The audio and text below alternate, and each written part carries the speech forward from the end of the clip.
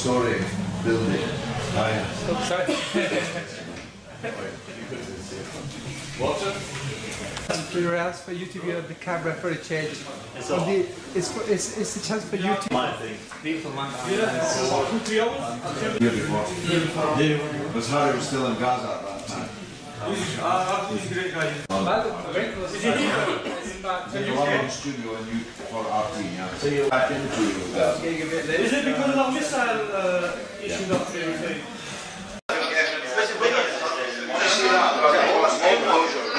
I missed you.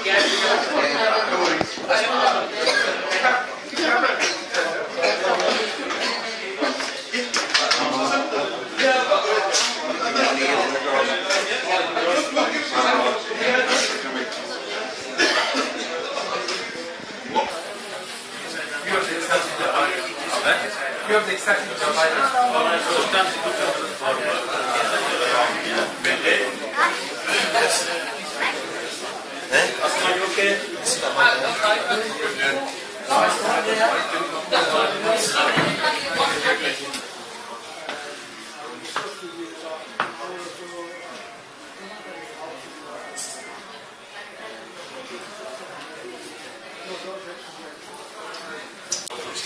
Yes.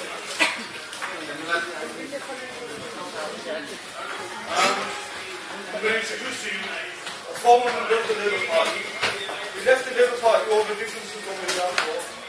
He founded the Respect Party in Bradford and served as the chair of the Respect Party since 2005. He has served as George Galloway's election agent in 2012 during the historic by-elections victory in Bradford West, taking a safe Labour seat for over 4 decades. A lifelong activist on Palestine and Kashmir.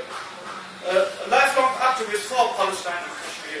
Please welcome Arshad Ali.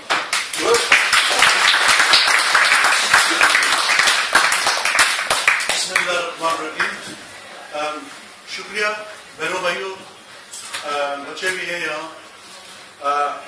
Urdu में बात मैं इसलिए ज़्यादा नहीं करूँगा क्योंकि Mr. Galloway doesn't understand Urdu, so I hope most of you do understand English, so I will speak in English if you will forgive me. First of all, I'd like to thank you all for inviting us here to Halifax. I know many colleagues and friends from Halifax have been asking for a couple of years now to ask Mr. George Galloway to come and speak to people in Halifax. We've been really busy in Bradford over the last few years. We've made many changes there, so it's taken us a little time, but it's never too late. So thank you very much for inviting us here. Thank you, Fresh, here at the business, for hosting us today. Yourself and Harun Saab for making contact and organising this event here today. So thank you very much. I want to talk a little bit about Respect Party, a little bit about Mr. Galloway himself, my own history with the Labour Party in Bradford, and how we ended up in the Respect Party. I became a member of the Labour Party when I was around 18 years old. When I left school, I studied sociology at Bradford College and realised that there were many inequalities in our society when it came to race, when it came to gender, when it came to social strata. All those things considered, it kind of impassioned within me something that I wanted to fight against the injustices that we see around us. Not just locally, but nationally and internationally as well. So I became a member of the Labour Party, which was the party with which I kind of identified with. But along the way, sometime the Labour Party seemed to change. And this became very apparent when, during the Iraq War, like many of you, you know, I used to live in Halifax, and we campaigned very hard for the Labour Party, and we kind of drew blood on our fingers. Our knuckles were, bloody with the amount of campaign we did for the Labour Party at that time. We thought there's going to be a new leader in the shape of Tony Blair, and he's going to bring a fresh approach to the party. And we were all very, pleased that we had the Labour Party after many years of Thatcherism.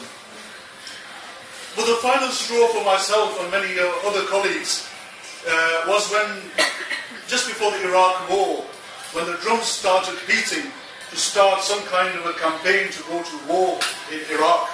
And not many people stood up in Parliament at that time because Tony Blair, as we sometimes call him, lied through his Colgate teeth, as I sometimes put it, and lied to Parliament and told untruths where he should have not done so.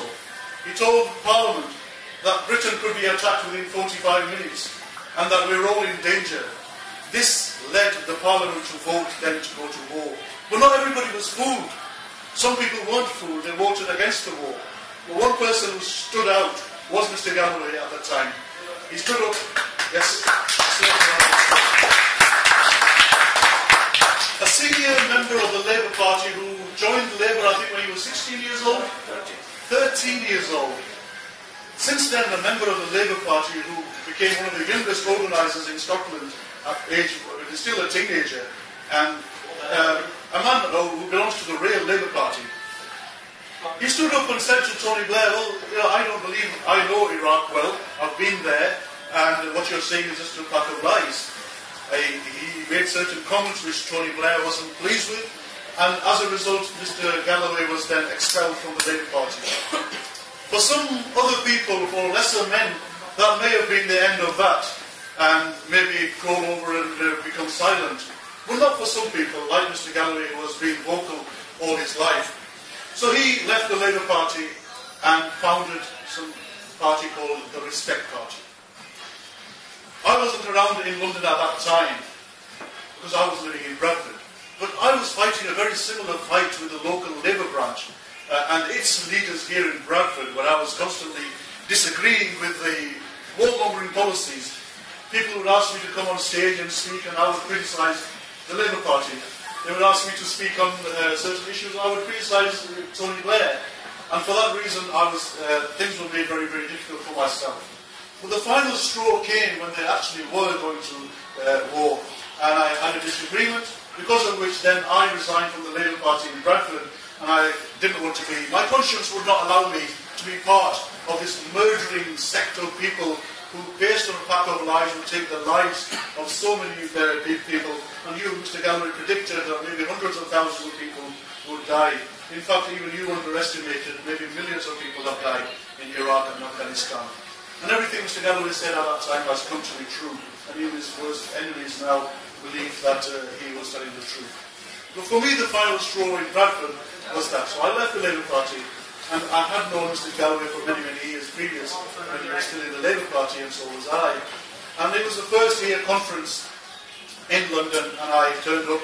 There was the Friends Meeting House across King's Cross. And we met there, and I said to Mr. Galloway, well, you know what, I've left the Labour Party as well now, and I'm trying to find my way ahead. And Mr. Galloway said, well, do what I do. You know, I stood for my principles, I stood for what I believe in. We have a Respect Party, why don't you come and join the Respect Party and take it to Bradford, and, you know, maybe other people like yourselves will be compelled to come and stand with you. So I founded the Labour Party with my good friend Riaz and many other colleagues from Bradford. Only a few was at the beginning, but all things start small and then they grow. And we kept campaigning with more and more activists and politicians, and we kept campaigning, kept our flag flying. And what we did do over the 8 or so years that we worked within the Respect Party in Bradford was that people in the Labour Party, people in the Tory Party, and the Lib Dems, they would normally come over and say, you know, we kind of agree with your policies, we kind of agree with what you're saying, but you're a small party, you're never going to have a government in this country. And my argument always was, it doesn't matter. If 1 million people disagree with me, and I think I stand as a minority, as the only one if I know I am morally right, then there's no reason for me to conform to the 1 million people, but I am willing to stand on my own, just as a single person, and shout that, you know, that is a lie and this is what we stand for. And we did that. We campaigned and we struggled, but we never gave up. That seed that we sowed was to grow into a mighty oak one day. 3 years ago, that time came when my good friend, colleague, ex-colleague, Mr. Marsha Singh became very ill, and he resigned, that he said he was going to resign. And there was an opportunity in Bradford West where there was going to be a by-election. Now, Mr. Galloway and his staff were exploring the possibility of maybe myself, I stood in 2010 as a parliament candidate in Bradford West, But there was a tendency for us to think that we could possibly make another stand here. Mr. Galloway was available. There was a by-election going on in Bradford, so we all, as a party in Bradford, suggested that Mr. Galloway come, maybe measure the temperature, see what things are like, and maybe we can make some difference.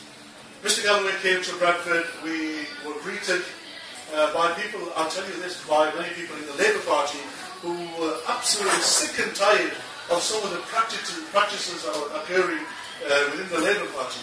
I myself witnessed a selection meeting in the Labour Party just before leaving the Labour Party, where a coloured candidate was far, far superior in intellectual capacity, experience and knowledge, and the word went round in Punjabi, don't vote for the Kali, don't vote for the black girl. I found that disturbing, deeply, deeply disturbing. After all, racism works in all directions. I resigned from the Labour Party and never looked back. But it gives me great pleasure today to stand with Mr. Galloway, who has served causes of Kashmir, causes of Palestine, general humanitarian issues, human rights, civil rights. The whole of his life, he has a track record. It was a reason for me to support him and the kind of work that he does to support, to stand with him shoulder to shoulder. We made a big success in Bradford West, as some of you will have seen 3 years ago. We knocked out the leading candidate in Bradford West, who was part of a large brotherly, as you probably know which brotherly he belonged to, which is also my brotherly. But that's no reason for me to support my brotherly just because it's mine, doesn't make it better. Bradford belongs to the people of Bradford, whatever brotherly you belong to. I would say we belong to the human brotherly. It doesn't matter whatever brotherly you're from, we all go to the same schools. If we become ill, we all go to the same hospitals. And if you're going to be treated with whether you're a Chowdhury or a Jat or a Pence or whatever you are, the treatment you're going to get from the hospital, they won't ask you where you come from. They won't ask you where you're from in Pakistan. They will treat you as a member of the local community. So those outdated values don't hold any water for us anymore. But they do in our communities in Bradford, and I know they do the same, very similar practices here in Halifax. People in Halifax have now approached us. They say, well, we're sick and tired of the current state of affairs in the Labour Party here, and you guys have created some real change in Bradford. Would you not please consider coming to Halifax and helping us to change the Labour Party, which we love so much? And we always say we are real Labour Party. We are real Labour, what Labour Party used to be. And the Labour Party was, by the way, conceived of my city, in my city in Bradford in 1893, when certain working class people got together and they said, well, there's got to be a better way of doing things with the Rolling Tories and the Lib Dems at the time. And you never had a vote unless you had land or property. So the working class majority of the people did not have a vote. They had no voice. So there was a voice. The Labour Party, the Independent Labour Party, was settled, out of which came the Labour Party. So we're a proud city in Bradford, but we are very disappointed that the Labour Party, what was supposed to be a great party to represent the working class people, has now become closer to the Tory party, Tory light as we call it, and you couldn't get a cigarette paper between the policies between the two. They're competing who can be more extreme and become more UKIP than the UKIPers themselves. So it's an embarrassment for us in Bradford, where majority of us are Muslims and Asians. It's an embarrassment here in Halifax to Muslims and Asians, because we are treated like second-class citizens by the party for which we have worked all our lives. That's a little bit of a history of how the Respect Party came into existence. Now, I have worked with Mr. Galloway for over a dozen years. Over a dozen years, and the things that he believes in, and wherever he goes across the world, across this country, there are people who believe in those things. Just because you're a minority doesn't mean that the only one. You're not the only one, because there are other people who feel the same way as you do, who are concerned about the same kind of things that you're concerned about, but they do not have the courage to say things, because who's going to fight against a majority? And the prevailing narrative is that this is the way it is. Either you join us or you stay out.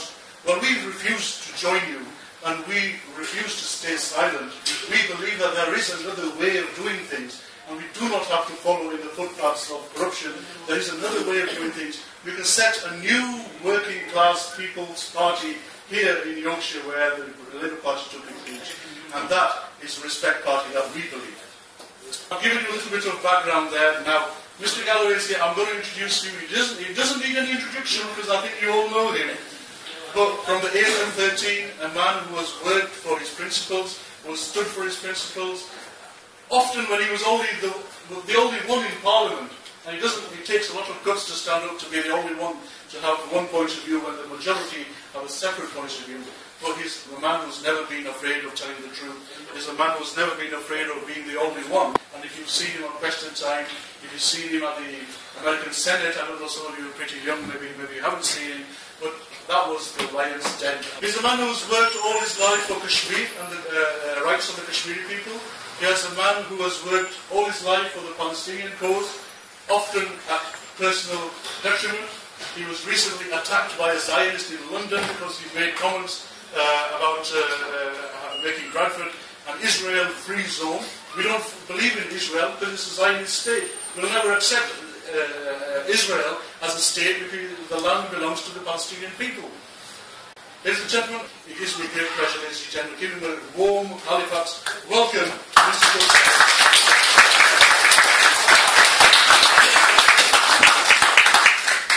Bismillah ar-Rahman ar-Rahim.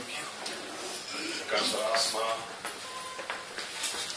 elders, brothers and sisters, comrades and friends, Assalamu alaikum wa rahmatullahi wa barakatuh.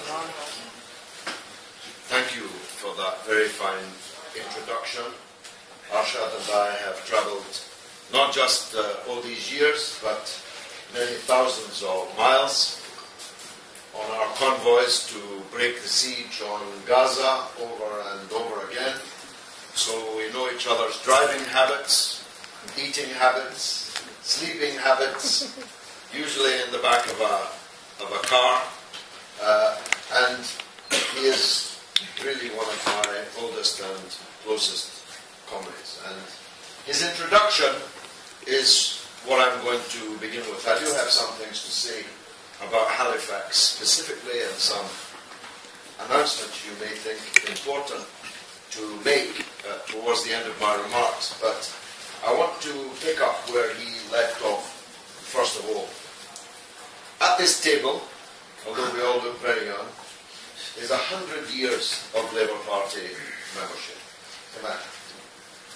I make that point because you will hear from people in the Labour Party in Halifax that we are something other. But actually, we are the real Labour Party. 100 years, we stood for the values of Labour. The people who are other are the people who have hijacked the Labour Party and flown it to destruction. And that's a theme I'm going to develop through the course of my remarks, but it's the theme for which we stand. The reason New Labour, as Mr. Blair renamed it, hate us, is because we are the ghost of Labour's past. We are haunting them. Every time they look at us, listen to us, they hear a faint echo of what they used to be. We say the things they used to say. We believe in the things they used to believe in. We stand up for the people they were formed to represent but have now abandoned, if not betrayed. I'm labouring this point, if you'll forgive the pun, because of certain announcements that I'm going to make later in my address. Ashraf talked about the seminal moment of the Iraq War, from which, quite frankly, there is no going back. Our rulers have made the world a terrifyingly more dangerous place. They killed 1 million people. Imagine. Just imagine what 1 million dead people would look like, piled one on top of the other in the centre of Halifax, an Everest of dead people, and Labour is co-responsible for doing it. As Shakespeare put it in Macbeth, all the perfumes of Arabia could not expunge that damned spot. That stain will be on Labour forevermore. Not least because Mr. Blair, 2 weeks ago, donated £105,000 in blood money to the Labour election campaign. Ed Miliband went to visit him in one of his 7 mansions, the one off Edgware in London, to pledge his ongoing loyalty to Blair. And Blair gave him a cheque for £105,000, 1,000 for every Labour candidate in a marginal seat, in a target seat. Who knows? Maybe this will receive that £1,000 blood money. I don't know how hard up Ed Miliband is, but he cannot be so hard up that he has to take this blood-soaked money. So the point I'm making is, not only have Labour not disavowed Blair and Straw and the other war criminals, they're still in bed with them, still dining with them, still taking their money. But worse than that, having made the world a terrifyingly more dangerous place, having set extremism rampant across the world, including in our own country, having killed 1 million people, they want to blame the Muslims for the consequences. Yesterday, Theresa May, the Home Secretary, made a speech so chilling that it has set shock waves moving throughout the Muslim community in Britain, now 2.7 million strong, up 1 million in the last decade alone. Theresa May's chilling remarks yesterday, in which, amongst other things, she announced that the government will take power to close mosques. Imagine, if they believe that what's happening in a mosque, what's being said in the khutbah, is not to their liking, even though it's spoken in another language, in a religious place, they are giving themselves the power to issue a mosque closure notice, which will mean that that mosque will be closed thereafter. In her remarks, she adduced a whole range of problems that she wanted to lay at the feet of Muslims. Grooming by evil, predatory men of young girls and boys, children, is somehow a Muslim problem. But you can't be a Muslim groomer. That's a contradiction in terms.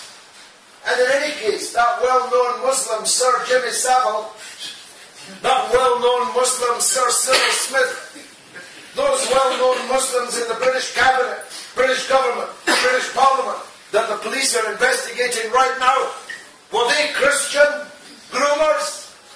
Or were they just groomers? Were they just evil white men? Of course they were. Nobody would dream of running on the front page of the Times, as the Times did just a week or so ago, crisis of Muslim grooming to be addressed by the government. Imagine the words Muslim and grooming together in the same headline. Extremism. Sure, there is extremism. Radicalization. Sure, there is radicalization. Not because of anything the Mufti or the Mulana, the Imam is saying on a Friday, but because the Muslims can turn on the TV and watch the news. Last summer in Gaza, 2,136 Palestinians behind barbed wire with nowhere to run, nowhere to hide, were massacred with the support of the British government. which supported Israel throughout this massacre. And 500 of those were children, many of them very small children at that. How radical do they think you feel when you watch that on the news? You see, they think that nobody here cares about what happens in Gaza or Jerusalem. Well, actually, millions care, and all the Muslims care, and they're very angry about the role that our country has been playing in the world. But that's being laid not at the door of those committing these acts and producing the anger, but at the angry people. And if they hear a whisper of political protest or any demand that Britain changes its policy towards the Muslim world, bang, you'll get a mosque closure notice. She mentioned the Trojan horse, which I described on the day that it appeared as a Trojan hoax. And this very week, last week, in Parliament, the Select Committee declared it to be a hoax. Wholly without foundation, an invention, a forgery, a hoax. But that didn't stop Theresa May mentioning it in her speech yesterday. Grooming, extremism, Trojan horse, infiltration. One crime after another being laid at the door of the Muslims. What did Yvette Cooper, her Labour opposite number, say about Theresa May's speech? A Labour Shadow Home Secretary. She said that Theresa May had not gone far enough. We have a Dutch auction, a reverse auction, where they're competing with each other as to who can be the most vile, the meanest to the Muslims and to the immigrants, as they call them, most of whom are not immigrants and were born here, just look different to Yvette Cooper and Theresa May. And UKIP, in its rise, has driven both of these mainstream parties. Arshad was polite when he said you couldn't slip a cigarette paper between these two parties on the big issues of war, civil liberties, religious freedom, and so on. I call them two cheeks of the same backside. And that's what I believe they have become. Now, I joined the Labour Party, as Arshad said, at 13 years of age. And I was a member of it for 36 years. I was the youngest ever everything. I was the youngest ever constituency Labour Party secretary at the age of 18. I was the youngest ever full-time organiser of the Labour Party at the age of 21. I was the youngest ever chairman of the whole Labour Party in Scotland at the age of 26. This is not the Labour Party that I joined. This is not the Labour Party in which I worked. We worked for the 100 years that cumulatively we were in it. So we had that choice, as Arshad described it. We could shut up, and if I had done so, I'd still be in a safe Labour seat in Glasgow. I might be in the shadow cabinet.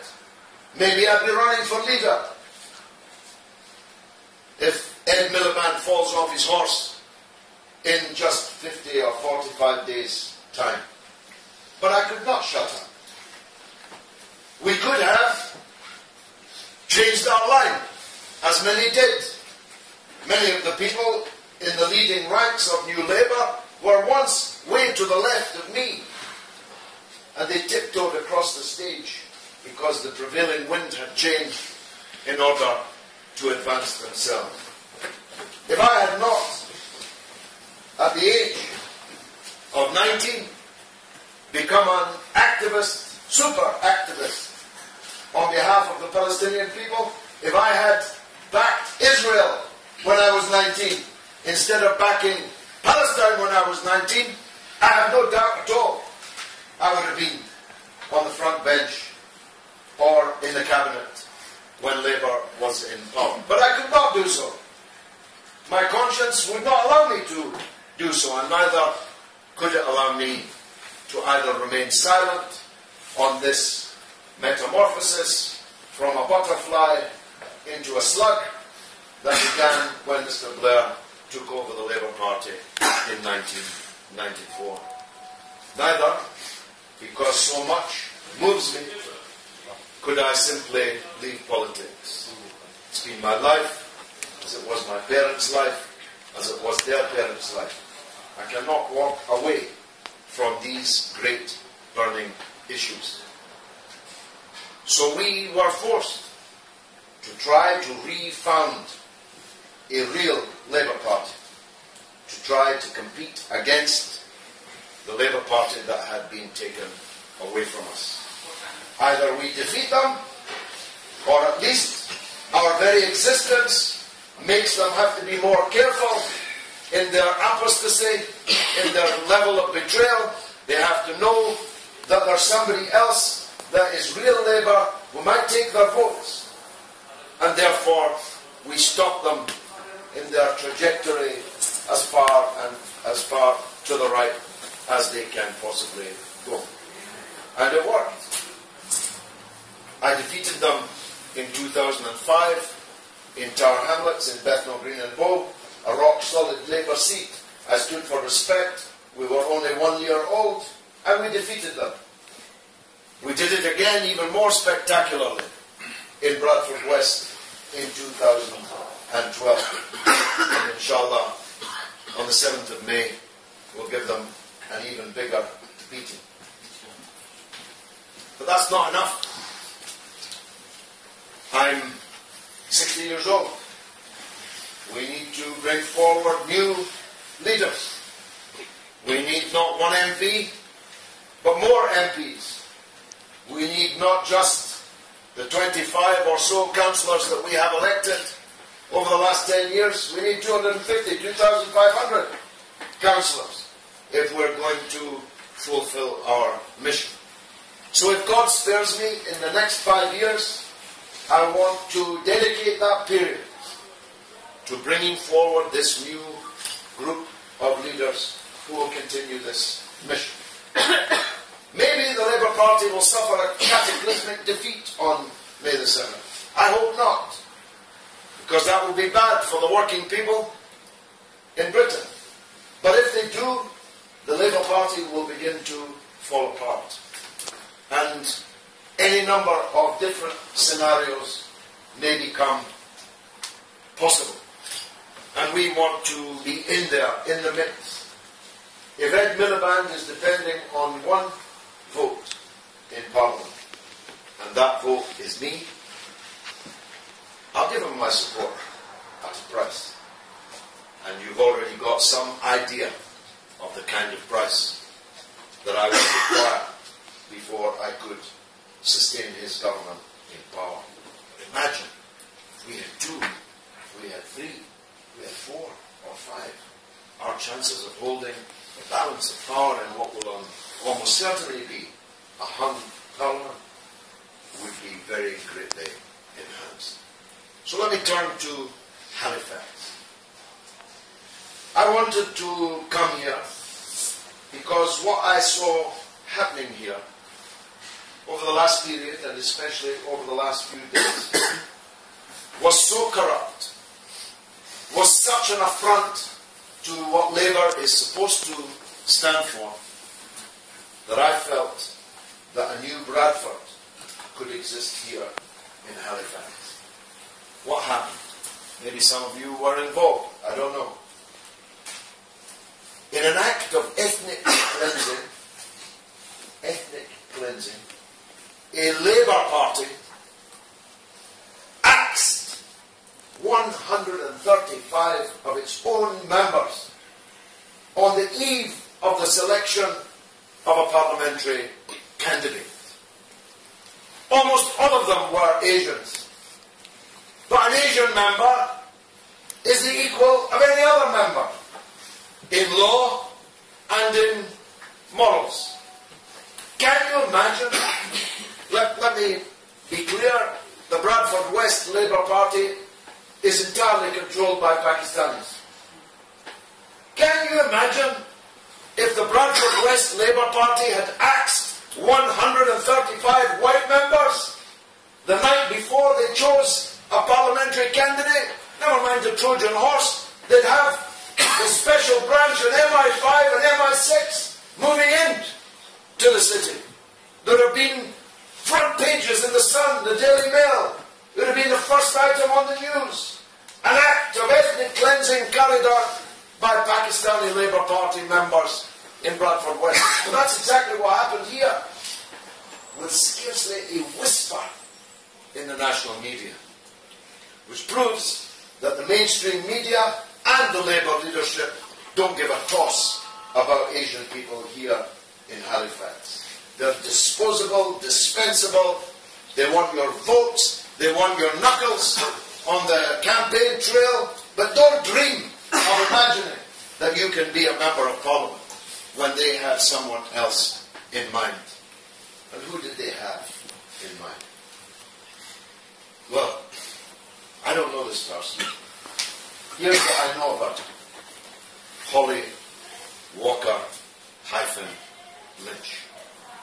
I'm always suspicious when there's a hyphen in the name. Don't know about you. I know that she's 28 years old. I know that she looks 14. I know that in the picture I saw of her, it was jolly hockey sticks. And I know that her only credential for being a member of Parliament is that she already works for one. But that's precisely the problem that the Labour Party has. When I was elected almost 30 years ago, I left school when I was 16. I never went to university. I just paid the tax for Tony Blair to go to university, and all the rest of them, before they kicked the ladder away from my children and their children. I worked in a factory making tyres for Michelin. When I was a sponsored member of Parliament, sponsored by the Transport and General Workers Union, which I joined on Christmas Eve 1973 and remain a member today in its new form, Unite.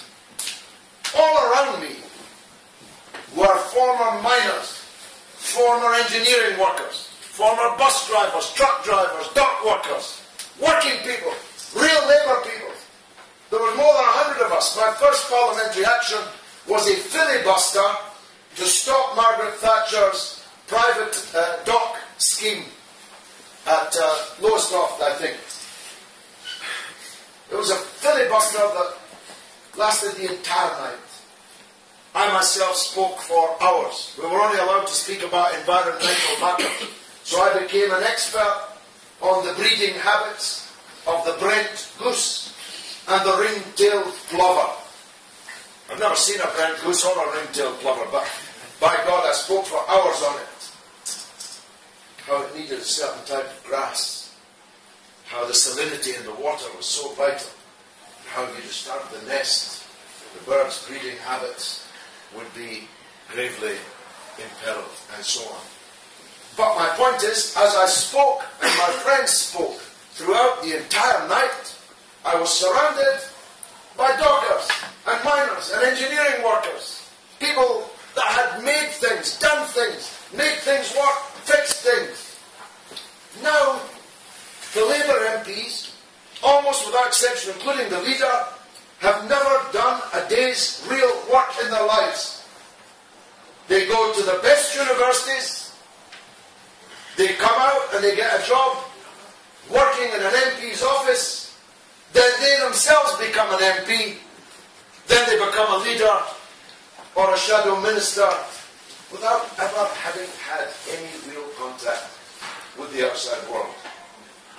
I may be wrong about this young woman, but she strikes me as exactly that identikit kind of New Labour candidate, with nothing in common with the Asian population here and nothing in common with the white workers here. who don't have double-barreled names, who don't work for MEPs. And so it struck me, we could do something here. We could make a breakthrough here. And even if we didn't, we'd deliver, if the ladies will forgive me, a good kick up the arse of New Labour. And that's what they need. And we can do it here. Any votes we get here are votes we take from them. Any success we have here, we win from them. And I'll tell you what, if we do, they'll think twice before doing again what they did last Friday. That's what happened in Bethnal Green and Bow. Una King, now Lady King, she voted for the Iraq War, went on TV speaking for the Iraq War, even though 90% of her constituents were against the Iraq War. Why? Because she thought the people in Tower Hamlets had no choice but to re-elect her. What are they going to do? Vote Tory? No, you've seen Bethnal Green and Bow. So she thought she could do exactly what she liked and she'd get back in anyway. And we showed her another thing. And we can do the same here in Halifax. We need to do the same thing here in Halifax. Because if we don't, why should they change? If they can get away with treating you with contempt, why should they stop treating you with contempt? If you don't respect yourselves, why should anybody else respect you? This is a key lesson, not just in politics, but in life. So I'm here to tell you, we are going to stand in the parliamentary election in Halifax.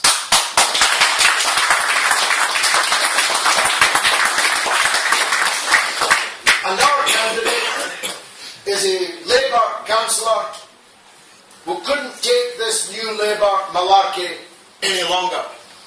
She's my Labour councillor in Manningham, where I live, in Bradford West, and she's Councillor Asma Javed.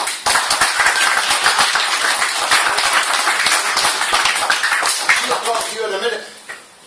But we're also going to stand in the council wards here. I don't know how many we'll be able to stand in. 2, 3, 4.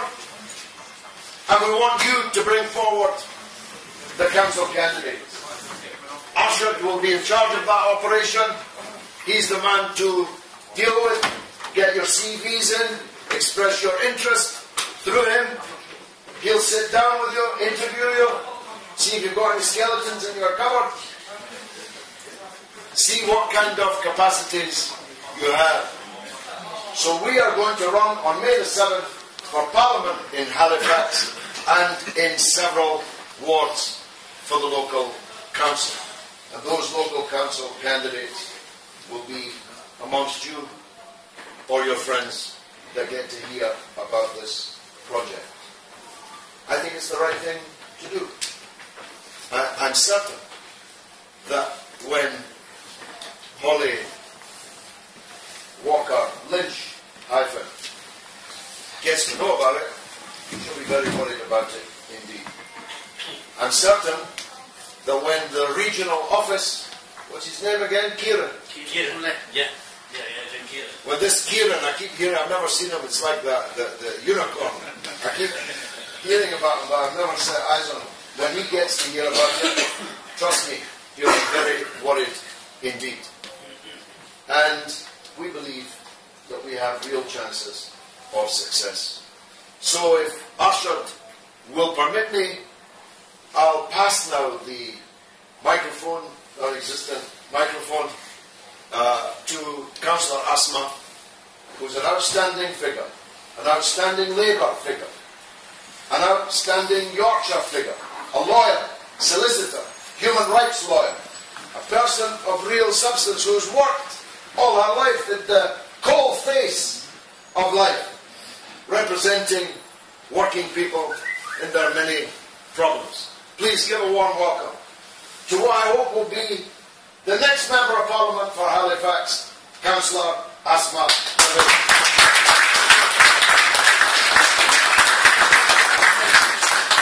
Thank you. You probably will have to shut me up because I don't need a microphone using it. Anyway, just to give a little bit of my background, I think I know quite a lot of people in Halifax because I have done a lot of work with communities in Halifax. My family is in Halifax, we've got businesses in Halifax. But I'm from the working class background. Classic example, my father came in the 1960s, bought a corner shop, and for 50 years has run that corner shop in the heart of Manningham. So when I was asked by the Labour Group in 2011, literally begged to come on board. I beat the sitting councillor of Lib Dem, Mr. Qasim Khan, by 3,000 votes. That is a leading majority. As soon as I entered politics, though, I realised that my own people, that's the Labour Party, the Labour Group, were not all happy. There was a lot of jealousy, there was a lot of competition, and there was a lot of dealing and backstabbing within the party. So my very first main issue was the issue of the Manningham baths. I don't know whether anybody has heard about that. I stood in rain in July with the constituents who voted me. The very next day, no other Labour Council turned up, not even my stood up in Labour Council meetings, in scrutiny meetings, and I questioned the portfolio holders, I questioned the deputy leader, and as soon as I heard my questions, it was, we've got to get rid of her. Because I was questioning their ability, I was questioning their competency, and I was questioning their thought view. And so I realised that they took me off the scrutiny panel. They took me off the scrutiny committee for children's services because I was asking questions of the portfolio holders, Councillor Rathberry, and those questions weren't being answered to my liking. The other thing they did not like was the following that I had. And because I'm a local lawyer in Manningham, people pop in to my office on a daily basis. Can you fill in this passport form? Can you do this? Can you do that? And when I've got my councillor hat on, I do not charge for those services. So people from other constituencies were coming in because I here was a councillor who opened up a home, who opened up a business for people in the council. More recently, however, when I started questioning the regional Labour group, because they were on a mission. They were on a mission, and what they wanted me was me out of Manningham. Khalid Mahmood MP, who is a Muslim, Asian, has sent emails to people to say if Asma stays in Manningham, we will never win Bradford West, we will never win Manningham. And so what did they do? They actually used dirty politics and voted the most likely Labour candidate, who was the leader at the time, they've got in Naz Shah. Now, I don't know Naz personally, I'm not here to make personal attacks, but what I do know is that her background and the interview she's given is not going to do her any justice in the party, and there is no way she's going to win. More recently, though, when I voiced my concerns with regional, I wrote to the regional director, Mr. Paul Nicholson. I've wrote to him about 10 times. I've received no response from him. I received no response from Ian McNichol, that General Secretary. I wrote to Ed Miliband, no response. I wrote to Ed Ball, no response. And ironically, I wrote to Linda McKevin, whose secretary, is surprise, is now standing. Oh, really? Yes, I wrote to Linda McKevin as a Jura MEP, as a female, to say the Labour Party are actually doing a deal here with somebody or someone, and they're taking out women. There's no point Harriet Harman having a pink bus in London, which is being run on money that my taxes are paying, to say we want more women, we want more Asian women. And yet, at the same time, they're manipulating the situation so that the Asian women, particularly, and the men, are having to leave. And that's what's happened. So when I was then gained caution by the Chief Whip, I was given a report which was presented to Kieran Tule to say that I had never in 4 years contributed to any debate about the city, which is absolutely rubbish because I actually sit on the fostering panel, I actually sit on the Standards Committee, which ironically deals with misconduct of councillors. I've been on scrutiny committees, and I'm also a member of the In Communities LNT. So, wrong information, and they did their utmost best to try and get me deselected for Manningham this year. So, like George, I began to think that this is not the Labour that I joined up for. This is not old Labour. Let me tell you, each and every member of my colleagues in the Labour group today care not about anybody in this room, they care about their own position within the Labour Party. They're fighting each other, they're backbiting each other to try and become portfolio holders, to try and become in executive positions, and they are not doing themselves any justice. So there's just a little phrase which my father taught me, which is which means be with the truth even if you are alone. And so if I thought I was alone, I would not be here. I'm not alone. This room proves I'm not alone. George proves I'm not alone. Ashad proves I'm not alone. My brother proves I'm not alone. What these people don't realise is that I am passionate about helping our community. And our community is black, it's white, it's purple, it's pink. I don't care about race, I don't care about religion, I don't care about the gender. We are one brotherly, and that has to be a human brotherly. We are part of that. Now, George has mentioned Gaza and Palestine. He has not mentioned something that's close to my heart, which is the thousands and thousands of Burmese Muslims that have been tortured and burned to death. You have not seen that in the media.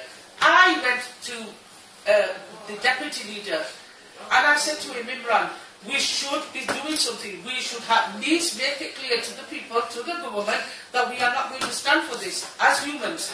What did he do? We'll see about it. And then secretly had a meeting at City Hall, called the media and gave a speech against what was happening in Burma without any concern to other people. When this thing happened in France, Charlie Hebdo, my religion is Islam, my religion teaches me peace. My religion also teaches me to speak up for the fairness and justice. In a council meeting, I went up to Dave Green, the leader of the council, and said, Dave, if we're going to have a 2-minute silence for a councillor who was a councillor 20 years ago and has now sadly passed away, we want 2-minute silence for the victims of Charlie Hebdo. We wanted to, and also the victims of the Peshawar attacks, and also the victims of the attacks in Nigeria. And that's not about any race or religion. Thousands of innocent people are being killed. Oh, it may not be the right political time. And then what does he go and do? At the meeting, stand up and say, we want this 2-minute silence, for taking the credit for himself as Labour. So really, so I then became fed up with that. And let me tell you something. I have worked very hard to get to where I am. My parents have supported me fully. I went to the local schools, I went to Bellevue, which was condemned. I went to Drummond Middle, which was condemned. And yes, they were all condemned. And yet I qualified as a lawyer. I now, alhamdulillah, have my own firm, and we employ 10 people from the local community. We're small, but we're going to be there for a very long time. And through that, I've realised that there are so many insecurities. Now, George mentioned Unite.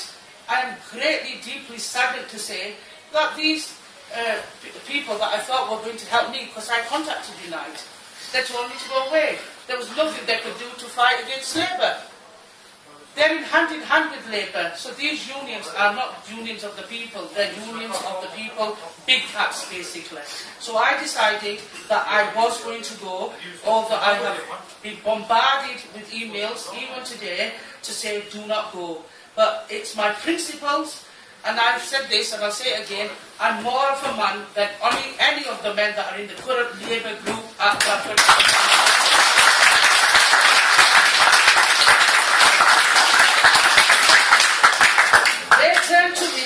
They turned around to me and they actually said, why are you doing this? Next year you can have Manningham, you can have this, or we'll make you a baroness. Why are you doing that? I don't want any title. What I want is to fight for justice, fairness and equality. And which is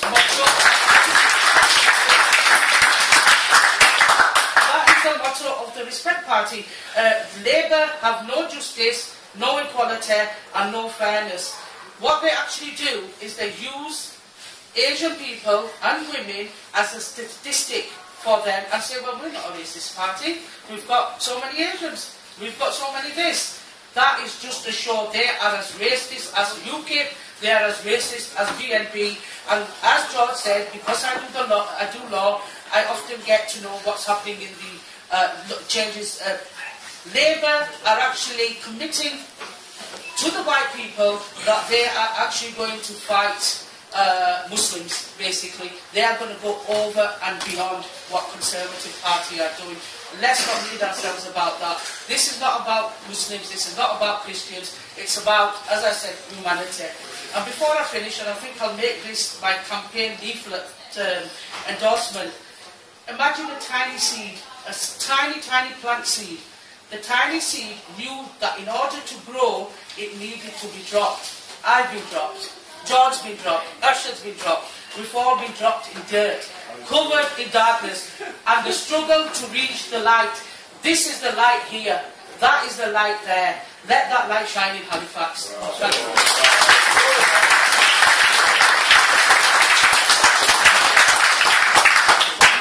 Thank you very much, Councillor Arsenal. What a pleasure it is to have you here with us. And I also say we had only last week another very, very senior ex-councillor from Bradford, join Respect. There are several more who are now sick and tired of what the Labour Party has become, and maybe we will have other people to join us in Bradford. Now I extend the same invitation to brothers and sisters in Halifax. I know for a fact there are many people in Halifax who are disillusioned. This is not the Labour Party that we gave our whole lives in service for. It has become a Tory party. It has become a competition of who can be the harshest on ethnic minorities, who can treat the Asians and the Muslims the worst to get the votes from the racists in our communities. So we have a duty to stand up for ourselves now, like we have done in Bradford. So my invitation and a message from us, if you will go out, is this. If you are sick and tired of the local politics, if you are sick and tired of the way the politics is done, if you feel that you are not being represented in your community by the very people that you have elected to do that very job, to elect you and to represent you, then it is your duty then to elect a new person to represent you. So take this message out to men, women, elders and young people in this community. If you are looking to change the community, then there is one way you can do so, is to join hands with us in Respect Party. Now what I'll do is, I'm sure people will have certain questions or comments that you want to make, so we're going to take, say, the next 20 minutes to half an hour. If there's any questions, please put me the questions to myself, and that will tell me who the question is directed towards, and I'll get some answers. 30 years old, born in 1980. Over the years I've seen things not get better, got worse. As I said, we don't live with it. My father was a mill worker. I think them days now were better. Services were better, everything. Now, everything's worse. I don't understand why. You know what I mean? We went to Iraq, Labour went to Iraq. Yes, you know what I mean? They took the oil from there. We didn't get it cheap, as British citizens. We went to Afghanistan, we got the gas. We had to pay high gas bills. We don't get nothing anyway from this government. We never have. Everyone here has probably made it themselves, they're self-made. We'll give you our vote. We want to respect Palestine, respect Kashmir. Vote, respect. Thank you very much.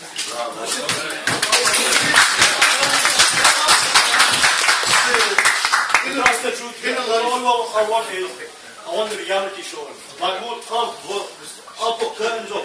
What show I have every window, every house, free Palestine. Vote for respect. Respect Palestine. It's a nice word. Respect. Well, let me tell you something that happened in Bradford. Respect anyone in any colour. You know? When Gaza was being attacked, you all people from Adam Reed. When Gaza was being attacked, we are the people who organised the largest demonstration in the history of Bradford. Thank you very much, gentlemen. Yes. My question to you is, you're standing in Halifax. What are you actually going to do for Halifax without to say you're going to do this, you're going to do that, like... I'm not going to say I'm going to do this, I'm going to do that. That's not my view, because I'd be lying to you. What I can promise you is this. At this moment in time, I don't believe Halifax's views or Halifax's problems are being represented in the House of Parliament. Yeah, you're right. What I can do for you is I can sit here and talk and shout. I can talk and shout and pull my hair and do what you like in the Parliament where it matters. You will see that. They can't hide that from you. And whether that achieves something or not, or how much it achieves, that's yet to be measured. But somebody's got to take away these problems like this gentleman's mentioned and actually say it in Parliament. All you see is your councillors, all the solicitors not sitting on the same place. And these MPs only come out in March, April time. I agree. And then for the rest of the year, they're nowhere to be seen. Well, the policy I have, even in Manningham, as I said to you, is I work as a lawyer, my office is open. I've had an open door policy. People have come in, not to speak to the lawyer, Asma Jawed, they've come to see Councillor Asma Jawed. So what I've done is I've taken my lawyer hat, I've spoken to them, did what they've done. So what I can promise you is that communication. I will be based in Halifax, my offices will be open for you and my team will be here for you. And so the main problem is communication. So if I promise you, you will get in these next 4 years, you'll get better health, you'll get better food, you'll get better schools, I'll be lying, because I have got a job to do. I'll have to clean up the shit, basically, that this Labour government has left here. And so these 4 years might just be taken clearing that shit. The next 4 years may be taken actually proving something. So what I can offer you are not false promises. I can offer you that I will try my damn best. You will see a lot of me. I will be available on the phones and emails and etc. And I will be there when you want me. And I think that is the problem you said. A lot of the councillors get elected and then you don't see them again till this election. Our previous leaders have sat in council meetings and not said anything for our area, for our people. They just sat there, drinking their water. That's why I've left. That is why I've left. Looked at our It's true, you're right. I agree. And that is why I've left, because the point is, and then when I have questioned, they've actually said, get rid of us, she's trouble. They want yes men, don't they? Yes, I agree with you. And the whole point of a member of Parliament is to be a channel of communication between the members of Parliament and the community. Thank you. Are you okay with that? Yeah, thank you. But can I just say, I won't be able to do this on my own. I won't be able to do this on my own. I need each and every single person. Even when I'm elected, I want people to stand shoulder to shoulder with me. As long as you can deliver your promises to help this area, anybody that's behind this area,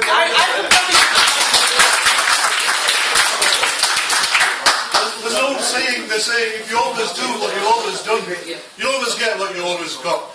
If you always vote for the same people just because you voted for them, because they belong to a little brotherly that you associate with, or because they are dominant in the community, you feel that, like you have to vote for them.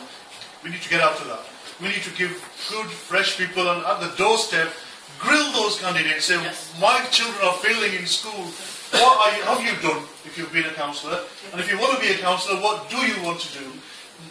Your hospital in Halifax, by the way, has big problems. Yeah? Who's taking that on? I know most of the councillors in Halifax. I've lived here. Right? There aren't anybody taking that on. You need a voice in Halifax who works for the people of Bradford, not for the party, or not for their brotherly. Let's take this gentleman's question. I'll let you in later on. Listen. My name is Qasim Hassan. I'm 22 years old and I'm a student doing law at the University of Bristol. These 3 from the perspective of a 22-year-old who's young, who's new into this, there's a sense of disillusionment. So not apathy, but disillusionment. And I've seen Mr. Galloway. I was young when he was elected to the Senate and when he debated issues, but I've seen it on YouTube. 10 years ago, yeah. 10 years ago, so I was younger, so I've seen all that and I'm a great admirer of what he did in those issues. But now, you call yourself the old ghost of all Labour. So if you guys are the old Labour, how can we trust that you will not fall into the same trap that they did and lead us where they took us as well? Because you're out here because you all were disillusioned by Labour, so you formed a new party, Respect Party.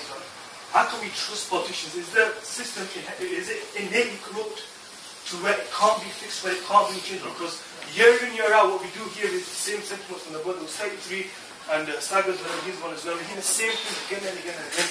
So how can we bring about a change Now we can't trust in it. How can we trust you guys?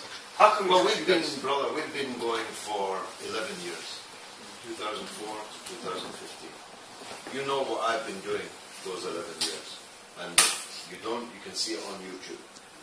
I have been taking the fight for justice for Haq, on Palestine, on Kashmir, for the workers in Britain, for the Rohingyas in Burma. So we organized this big demonstration in Centennial Square and so on. You've seen it. It would be easy for me, having been elected first in Tower Hamlets, then in Bradford, to begin to calm down a bit, quieten down a bit, kowtow a bit. And I'd have been back in the Labour Party, I promise you. Ed Miliband asked to see me. I've got 5 emails that he sent me right after the Bradford West by-election. He wanted to talk about me coming back into the Labour Party. But I made clear, as I did to you in my speech in Parliament, the only basis on which I could come back into the Labour Party would be if you became a Labour Party again. As long as you are the opposite of a Labour Party, kind of anti-Labour Party, not only me, but 1 million or 2 million of the people that used to vote for you will never be able to vote for you again. We're not going to support a new generation of nuclear weapons of £120 billion when our pensioners don't have enough money to keep themselves warm in the winter time. We're not going to believe you when you say that you're for the NHS, when you just take £600,000 donation from one of the companies that are sucking the blood out of the NHS in these public-private partnerships. We cannot support you whilst you declare on the front page of the Jewish Chronicle that you are a Zionist. We cannot support you when you say you're against the boycott of Israeli products, and so on. Many, many demands. And so by the end of the meeting, there wasn't much point in continuing the meeting. So, of course, there's an element of trust that we're asking you to have in us, but not blind trust. I won't be around for that much longer. You'll be respected. Asma will be respected. Arshad will be respected. Oh, he's getting on a wee bit. Not much difference between you and me, look. So, you can have trust in what I have done. And what I have, I'm sorry to put it this way, it sounds a bit immodest, what I have paid. I paid a lot. I was kicked out of a party in which I was comfortably ensconced in a rock-solid seat after 36 years in my own country, in my own city. They told me, zip up, zip up. You can vote against the war, but shut up. Stop attacking Blair. Stop calling him a liar. That was the key word on which I was expelled. You can say the Prime Minister's wrong, but don't say he's a liar. And I said, he is a liar. How can I not say that he's a liar? And I paid a price for that. I could show you my scars, but I did it because it was right. So I am asking you to trust us. But in any case, respect, and the idea of respect is not me. And my shelf life is now limited. You need to be respected. We need to get councillors in respect, an MP in Halifax. And they will be the party that you can trust and depend on. But you're right in the implication of your question. There is a lot of corruption in politics. A lot. Did you ever see a councillor leave office lighter than he was when he went in? Did you ever see a councillor go into office who came out poorer than he was when he went in? The answer to that, truthfully, is no. But if you keep sending donkeys into the town hall, if you keep sending donkeys to Parliament, I'm not saying, by the way, that, some people are very cheap. Some people are easily purchased. You're talking to a woman that just turned down a baroness. Just turned down a seat in the House of Lords to be the title that matters most to me is the title that the people are going to give me, and the title that he was. It's not a title. Baroness does not mean anything. You're not free, are you? No. You're a slave. Exactly. So, sorry, John, I just had to this gentleman is exactly what you said. You are respect. So if you cannot trust yourself, then you are not fit to be respect. So what I'm saying is George will go, hopefully, to a nicer place. We'll all go. So whoever we leave behind is going to carry on that person. So we have to trust ourselves. And I know we can trust ourselves. But it's the system within which we're doing this. We're going to fight. Is this system not inherently... We've got to change ourselves. Is it the system that inherently... We have to know... Let me give you 2 words. Brother, let me give you 2 words that disprove that. Tony Benn. Tony Benn was sent to the House of Lords and fought to get out of the House of Lords, change the Constitution of Britain in order to do so. Tony Benn was 50 years a member of Parliament, and until his last breath he was fighting for justice. So it didn't corrupt Tony Benn, hasn't corrupted me, no reason why it should corrupt you. If you believe in haq, there's no reason why it should corrupt you. That's the key. Just before I come to you, the revolution, Bradford Spring that we had in Bradford didn't come from the elderly gentlemen, the elderly generation. It was people just like you, the young people. They were sick and tired of the way things were done, the way things were taken for granted. It's young people like you. We're a little bit too old now. We're kind of moving on, but it's the next generation, people like yourselves, who can take this battle forward, who can take this flame forward and create something worthy of creation. I met one of your councillors yesterday, or was it today, at the consulate. He's a Lib Dem, and I think he's a candidate, a parliamentary candidate. He begged me not to bring anybody in Bradford, in Halifax, to stand. I said, well, there's only one way that we won't bring anybody, is that if you leave the Lib Dems, because we trusted the Lib Dems, and what do?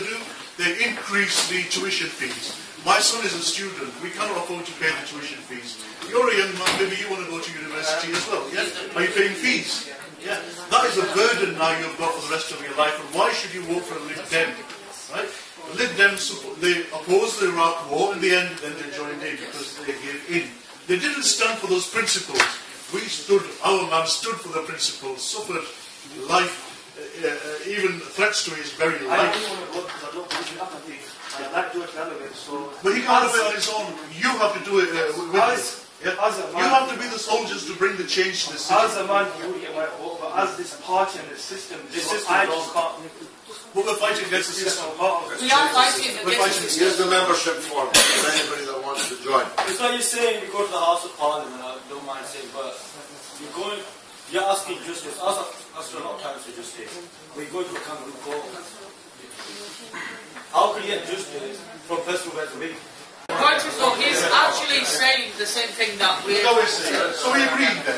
We are, as a community, we are aware of what this community needs. There's people who, everything you've promised us today have been promised us by current Labour, current Conservative. There's nothing new. We are hearing the same thing. Right? And this is where we are scared. Because we will give our votes as humans, as individuals, and that's how we give our votes as individuals. But our aim is the same. Now the thing is, as Halifax, in Halifax, we are united. We might have our small differences and whatever, but we are united. Right? And wherever the majority votes, that's where the majority are going to vote. Now currently, we have 3 representatives, and each representative for each party, they're all Pakistanis. And it's divided. But what's happening is the youth are waking up, they're rising up, they're seeing what's out in the media, and they're responding to that. And they want to say, how do we make a difference? And it's as simple as a vote. And currently, there are youth who are going, and they're campaigning themselves, and they are people who have grown up with us, and people who we trust, people who we've seen, and people who are echoing our same voices. And saying the same thing, we're all reading from the same book. Now, what is it that respect is bringing that is new? We have heard, with all due respect, we have heard all this. George Galloway, I've got the utmost respect for you for what you do, how you represent Palestine and the issues of everything.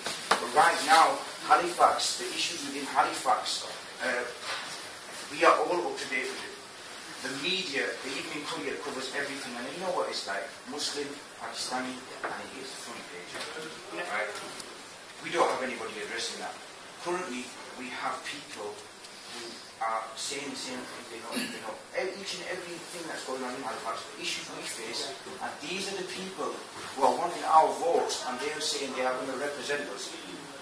What is it that is going to take that vote away from them to give it to Asma? Now, Asma, with all due respect, you might have done some work in Halifax, you might have, you know, it's probably behind the scenes, and I understand there are a lot of things that go on behind the scenes, but currently, right now, and like the brother said earlier on, they all come out during voting time, right? But we also, what we see is behind the scenes. No, sorry, is it Nawaz? Yes, no, yeah.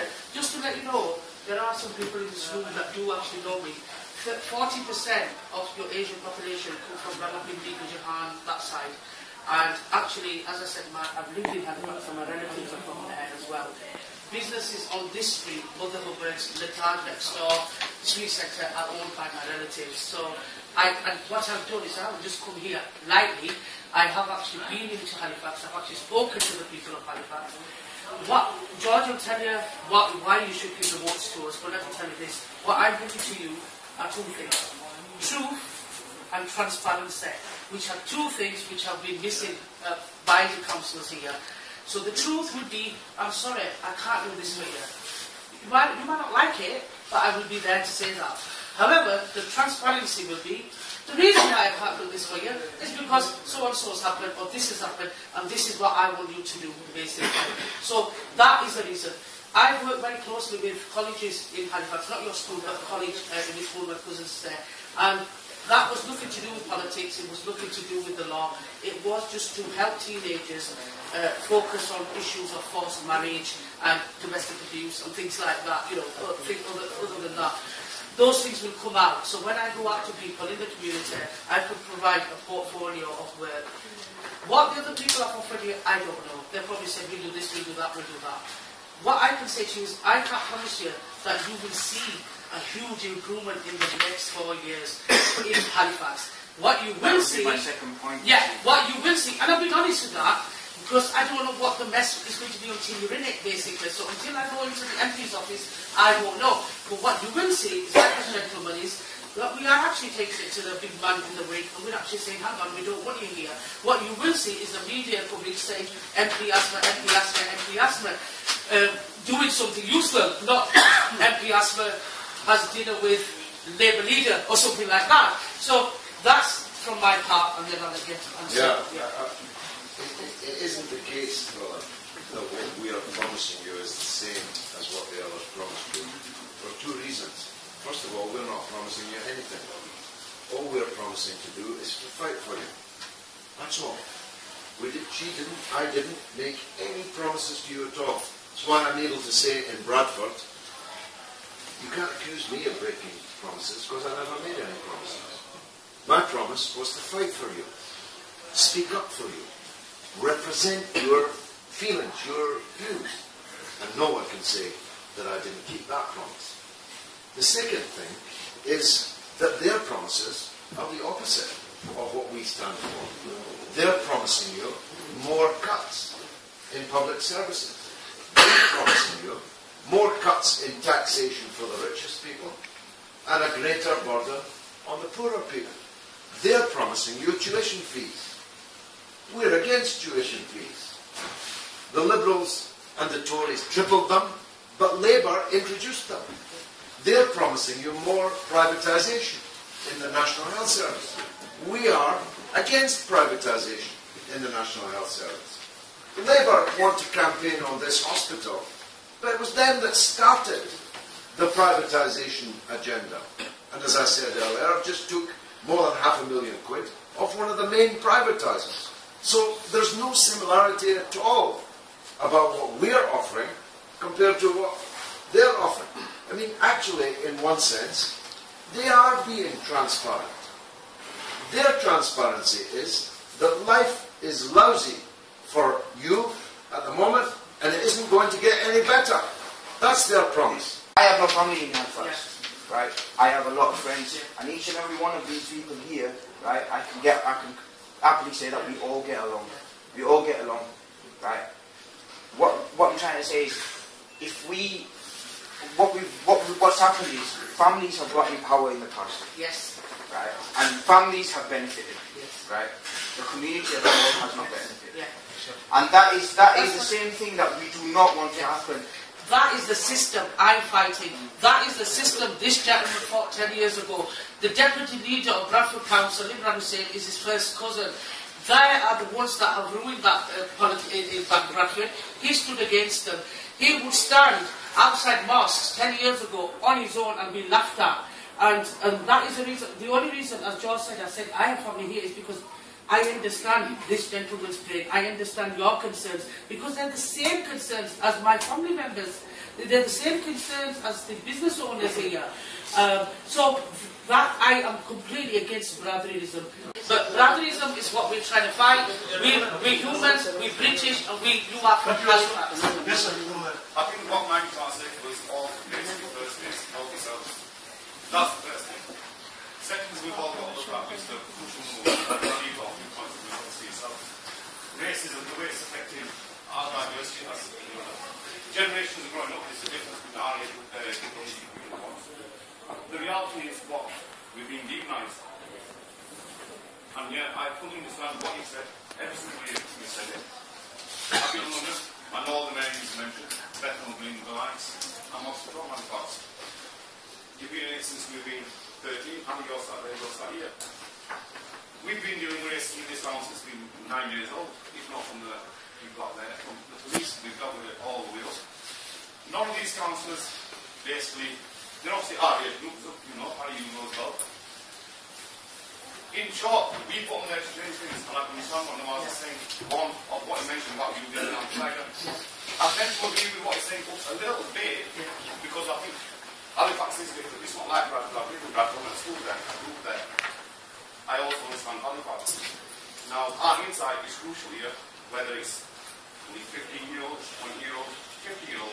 It's your opinion, your views, your society, what you want to create. If you don't step forward, and somebody step forward from the ranks in the younger generation, and make your views known, and get the masses behind you, obviously like Ali there, nobody's going to do anything.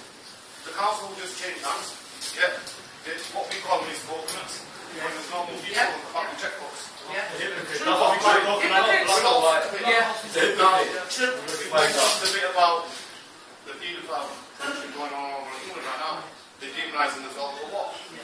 Even if they was to convict 100 people in this country, that's nowhere near, in comparison compared to across the board of what government statistics say. 38,000 girls a year underage pregnancies. Well, that's the last 20 years. You're talking a million plus rapists, and why? Yes. Yes. There's hundreds of incidents in Parliament. I can understand that there's a disillusion. Nobody wants to go in practice, sit here and think, well, this is just going to go like it did 4 years ago, 8 years ago. I'm 41-year-old nearly, so I can go back all the way. We've all seen it multiple times, change on, but yeah, this time is different. The racism issue is a bigger issue than most legalised issues. The reason why I say that is because Harry's already sat there. I went past the magistrate's court at complete proof on the day of the first trial. I think it was the first appeal. I was going past. And I got attacked by 50 people live on camera, and I didn't get attacked, I defended myself, I got arrested live on camera, and then the police seemed to be kicking me, which obviously has been investigated. And I did wrong. The only thing I did wrong was being a Muslim. Reality. I could say a lot of things, I'm not. What the simple reality is here, the younger ones and the older ones need to get together, draw a spectrum of an insight of we know our area best, which is basically what he's saying to us. We need to identify all key structures all across the board regarding whether it's healthcare, schools, the roads, public safety, racism, anything that concerns any one of us. Because the reality is like this. Why should anybody be scared to go outside this country? You should be allowed to anyway in this country. You're a British national. We work, we pay our taxes. When it's out to work, start what you said, George, and I'm sorry, listening. My favourite thing, to be honest, was actually the bit of Big Brother, when you're actually being normal, showing people a human being, which we all are.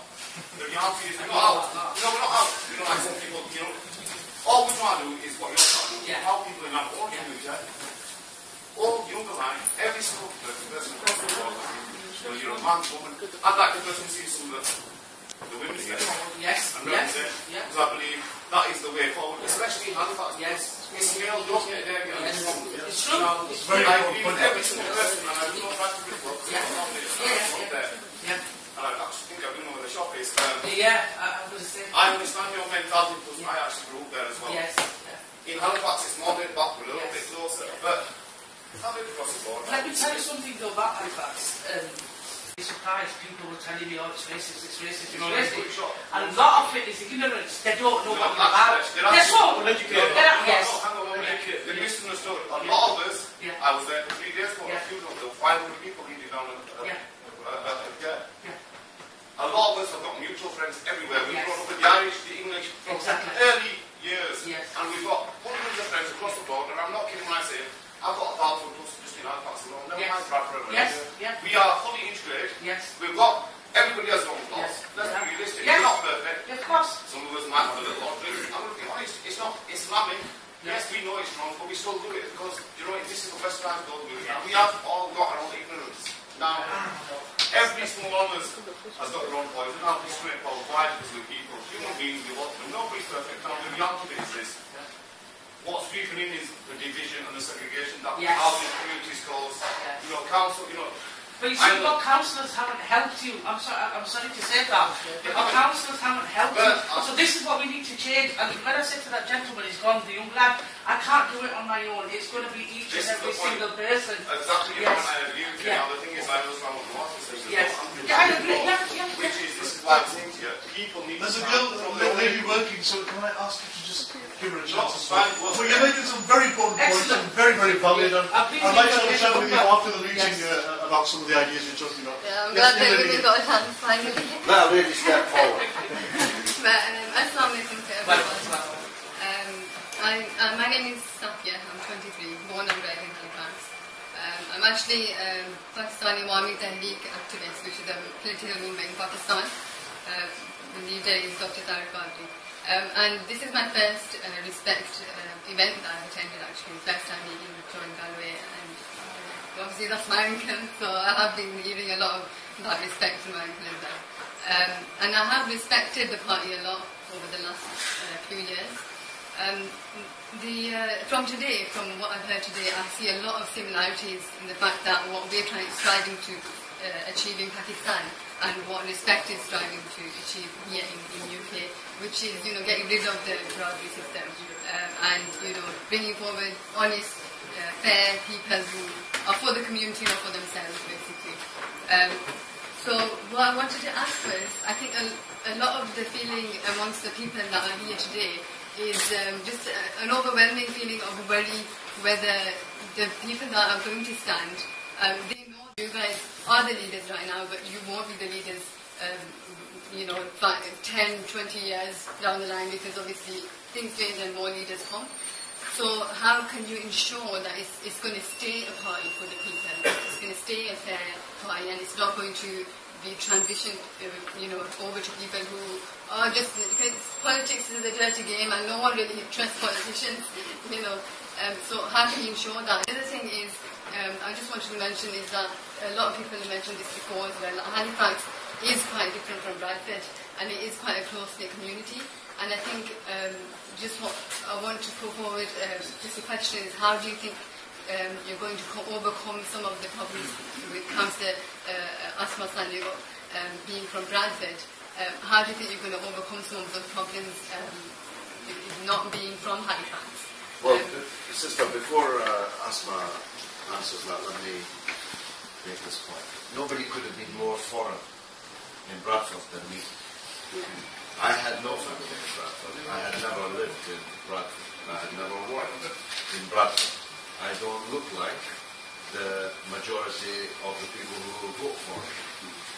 And I was up against somebody who couldn't be more local. He was a Kashmiri, he was Pakistani, he was a councillor in the constituency and so on, but the people preferred me, which proves that if the right person comes forward, the majority will vote for them. They will not vote for someone because they're the same colour as them, because their grandfather came from the same village in Mirpur as their grandfather did. They will not vote for someone because they say that they are a Muslim, and so on. They will choose the right person. And that's the democratic way. By the way, it's also the Islamic way. There's nothing called brotherhoodism in Islam, and there's nothing called brotherhoodism in democracy. And it worked in Bradford. Now, as it happens, Asma is not a foreigner here. And Bradford, I drove here in 20 minutes or 25 minutes, maybe I was breaking the speed limit. But I came to Bradford from hundreds of miles away and many hours of travel away. The question is, what are you offering to do for people? If the people can be persuaded that you will fight for them, that you are not in it for yourself, that you will fight for them, speak for them, then you can win their trust. Certainly that's what we achieved in Bradford and hope to achieve here. But we need to get the mix. That's why I said we want to fight at least 3 or 4 council wards. And we want you to be the council candidates. But Asma, who can straddle both the national and the parliamentary, is, I think, best placed to be the parliamentary candidate, and I'm hoping that you will support her. My last point is this. How good do you have to be better than the others? Actually, not that good. Labour have chosen somebody with absolutely no credentials to be your MP at all. She is the proverbial donkey with a red rosette that they think you will blindly vote for. As it happens, Alice Mann was a friend of mine. I thought she was a very good MP. She was a very brave MP. She stood up for Halifax and she stood up for justice and right. I don't know her successor as well, but again, I think she's a better than average Labour MP. So you've gone from a very good Labour MP to a better than average Labour MP to a 28-year-old with no background, no credentials whatsoever. I'm sure that Asma will be better than her. I'm sure that Asma will fight for the right things, harder and better than her. And I'm sure, therefore, that she'll be better. And the council candidates who come from you will be passed through the test of local opinion. If we choose wrongly, then we'll pay a price for that. But I think in the very short time that we have, so the elections are only 45 days or so away, it's a tall order, but we can do it. I've already heard 4 people in here that will be good councillors. Yes. Just in 5 people, just in this meeting. Now, they may not want to stand, they may not be the right people, I don't know. But I don't think we're short. One point you made was, well, how are things going to get better? We had councillors who run our council, and the same old people have been running it for forever. Yeah? We've got some of the worst employment in Bradford. We've got some of the worst schools in Bradford. But that doesn't matter to them. You know why it doesn't matter to them? Because they've become desensitised to it. Yeah? When Mr. Galloway came to Bradford, he didn't know the problems of Bradford. He came and asked us, the people of Bradford, what are your problems? Because I have a strong voice that I'm willing to give to you. I'll fight your fight. You tell me what your problems are. We saw the Odeon Cinema. The Odeon Cinema was wrapped up, ready to be demolished. Yeah? George said, why is that demolished? We gave him the story. He said, well, that's a jewel in the city of your city. I'm going to fight for that. Yeah?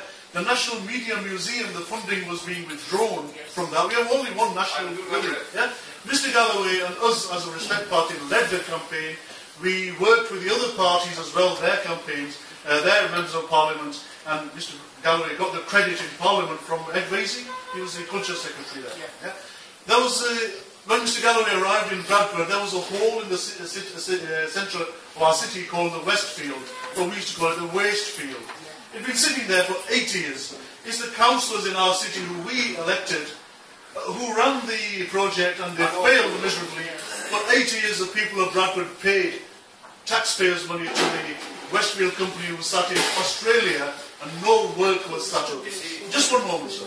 When Mr. Galloway came in, we occupied Westfield. I personally and my colleagues slept in the mud, in tents, right? And we occupied, we put the pressure on. Mr. Galloway travelled to Australia to meet the owners of the company. And now, if you come into Bradford, there is a Westfield centre there. Just three things I told you. Some of the worst schools in the country, and not just some of the worst, the very worst, second from the bottom out of 50-odd authorities in the country. None of our councillors noticed that. None of our councillors noticed that. Mr. Galloway noticed that. We are running a campaign right now to bring the London Challenge to Bradford to make our schools better. Sometimes it takes somebody from outside to come in and with fresh eyes to look at something. Us not to look at things fresh eyes in Halifax. Your present crew here are so desensitized, they do not even know that these problems exist. The gentleman here, please, I want to take a final question and comment from there, and then we'll have a few moments where we can meet and greet Mr. Galloway and Asma, and then we will call it today. We will have another meeting, I promise you. I'm extremely encouraged by... seen all his features, and you're unique. Okay, you're George. There's only one George Galloway who will speak. Okay, that's a fact. No matter how good you are, you might have better skills. George is George. Okay. All I'll say to you is, George, he will listen to. You're just one third. How are you going to make changes? Apart from George, I know George people listen to it. From your point of view, anyone who's neutral, how do they decide? Because even if it's Tories, Lib Dems, or Labour, they've got a party who can at least push something on the agenda, and their party may get it through Parliament. You're one seat, what are you going to do? Well, they do push things through Parliament. Unfortunately, they're all bad things. So there's nothing inherently good about re-electing people who have already done one bad thing after another to you.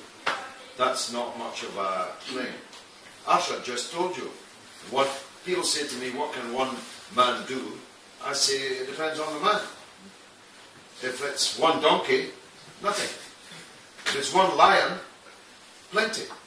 And he just gave you three things that I have done in 3 years. I saved the National Media Museum, I saved the Odeon, and I got Westfield built. That's not bad. And Bradford City have been twice to Wembley and just been put out of the quarter-finals. The cup. Now, I never scored a goal. I never kicked a ball. But I did these other things. So it depends who the voice is. Now, I've actually not heard Asma before. And I thought she was brilliant tonight. I thought she was a lioness tonight. And that's her just getting started. By the end of this 5 weeks, goodness knows what she's going to be like. You love a Georgina?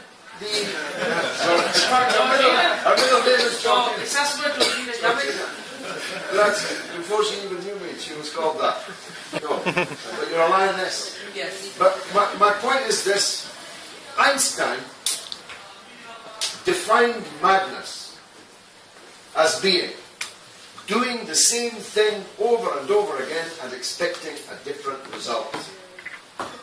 That's a good definition of madness. So, brother, with all respect, please yourself. Elect jolly hockey sticks, but don't expect anything to change. That's my point. If you keep returning the same people, the same parties, why would anything change? My point is a double one.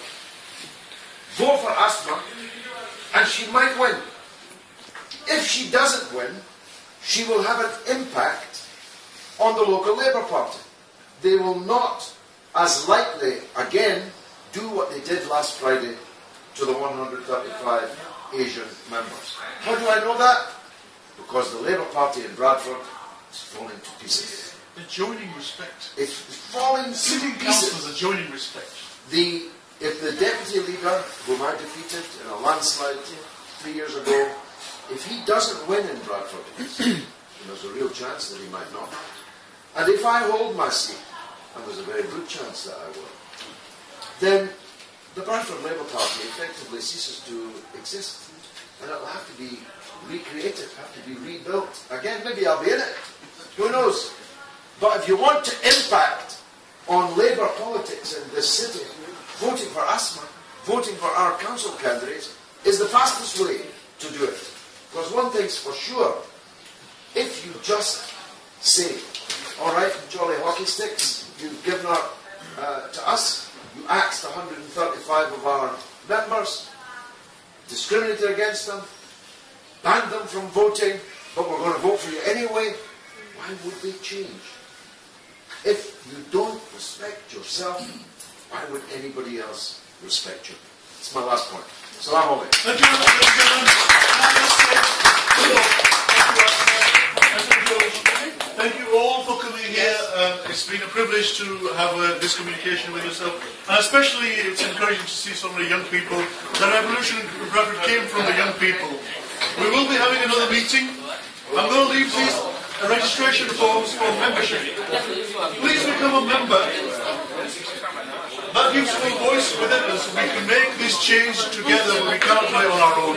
So please take a form, become a member, encourage other people to become members.